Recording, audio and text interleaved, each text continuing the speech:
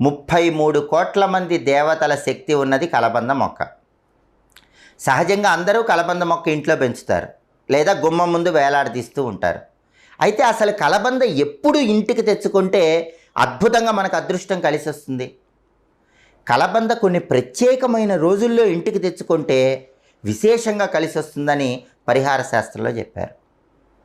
ఆ రోజులు ఏంటంటే, పౌర్ణమి రోజు కలబంద ఇంటికి తెచ్చుకుంటే చాలా మంచిది, లేదా అమావాస్య తర్వాత వచ్చే పాడ్యమి రోజు ఇంటికి తెచ్చుకుంటే చాలా మంచిది.